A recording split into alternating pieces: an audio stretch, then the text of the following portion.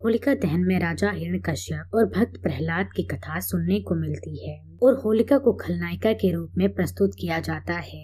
लेकिन एक पौराणिक कथा मिलती है जिसमें भी एक बेबस प्रेमिका होती है जो अपने प्रिय इलोजी को बचाने के लिए मौत को गले लगा लेती है।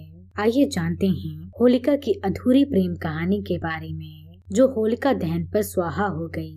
होलिका राजा हिरण्यकश्यप की बहन थी जिसका विवाह इलोजी से तय हुआ था और दोनों एक दूसरे से काफी प्रेम करते थे। होलिका का विवाह इलोजी से फाल्गुन पूर्णिमा के दिन तय हो गया था, लेकिन पूर्णिमा की रात को कुछ और ही मंजूर था। इधर हिरण्यकश्यप अपने बेटे और भगवान विष्णु के भक्त प्रहलाद से काफी परेशान था।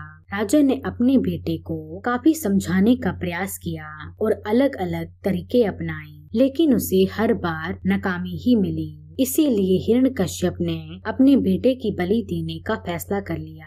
चूँकि होलिका को अग्नि से बचने का वरदान मिला था, तो हिरण्यकश्यप ने एक योजना बनाई और अपनी बहन होलिका को इस योजना के बारे में बताया।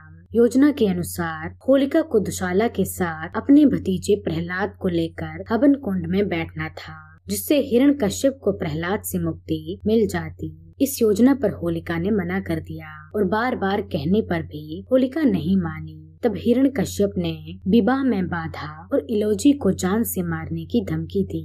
हिरण्यकश्यप ने कहा कि शादी से पहले प्रहलाद को लेकर हवन कुंड में बैठ जाना, फिर तुम इलोजी से शादी कर लेना। बेबस होकर होलिका ने अपनी भाई की बात स्वीकार कर ली और प्रहलाद को लेकर शादी वाले दिन ही यानी पूर्णिमा तिथि को हवन कुंड में बैठने की योजना बनाई। इलोजी को इस बारे में कुछ भी नहीं पता था और वे पूर्णिमा की रात बारात लेकर आ रहा था।